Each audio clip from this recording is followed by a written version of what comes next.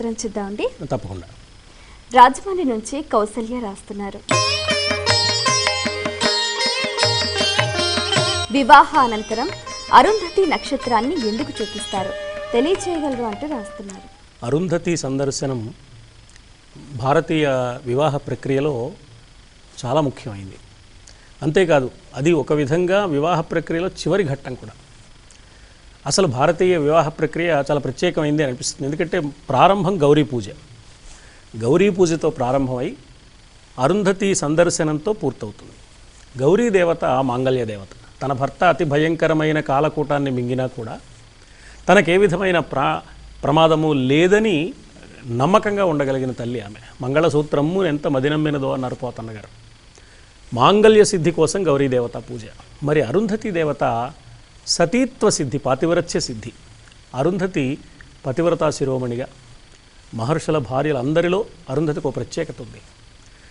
ఒక వ్యక్తికి గౌరవం పుట్టుకను బట్టి కాక ప్రవర్తనను బట్టి, శీల సంపదను బట్టి, స్వభావాన్ని బట్టి లోకంలో లభిస్తుంది అని చెప్పడానికి అరుంధతి గొప్ప సాక్ష్యం.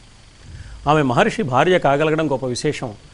మహర్షి భార్యగా ఉండదగిన అన్ని సుగుణాలు, సౌజన్యం, సౌశీల్యం, సత్సంప్రదాయం, మంచి అవగాహన, తపశ్శక్తి అన్నీ ఆమెలో ఉన్నాయన్నమాట.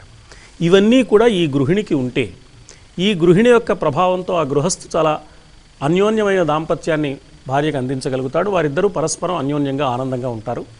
గృహస్థ జీవితాలు ఆనందమయమై ధార్మికంగా సాగుతూ సమాజానికి ఉపయోగపడాలి అన్నది వివాహంలోని ఒక ప్రధానమైన అంశం.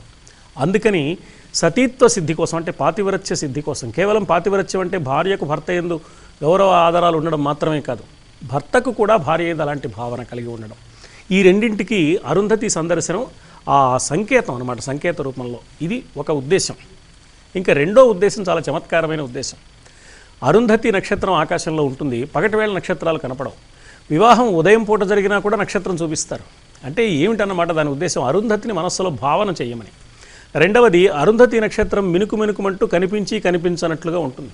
ఆ నక్షత్రాన్ని కూడా కనుక చూడగలిగితే ఈ వరుడు కానీ వధువు కానీ వారి దృష్టి దోషం ఏమీ లేదు, సక్రమంగా ఉన్నది అనేది ఒక నిదర్శనం. ఇది ఒక సామాజిక ప్రయోజనం, ఆరోగ్య సంబంధమైన ఒక ఉద్దేశం. దానికంటే మించి తాత్వికంగా గృహస్థ ధర్మానికి వీలైన ఒక సతీత్వం అరుంధతిలో ఉన్నది. కాబట్టి ఆ సంకేతాన్ని మనస్సులో భావన చేసి ఈ సతీత్వ సిద్ధి ఈమెకు కూడా కలగాలి, తద్వారా అతడు ఈమె పట్ల అన్యోన్య భావంతో ఉండాలి. ఇద్దరి మధ్య అనురాగానికి ఏ విధమైన భేదభావం లేకుండా వాళ్ళిద్దరూ 10 కాలాల పాటు ఆనందంగా ఉంటూ సమాజానికి, కుటుంబ సభ్యులకు దోహదపడేవారుగా ఉండాలి. అప్పుడు భారతీయ సమాజం బాగుంటుంది. భారతీయ సమాజంలో వివాహ ప్రక్రియలోని ప్రతి అంశము కూడా దీన్ని ఉద్దేశించి ఏర్పాటైందే. అరుంధతి దర్శనం కూడా అదే అభిప్రాయంతో ఏర్పాటు చేశారు. మరి ఉత్తరం చూద్దాం.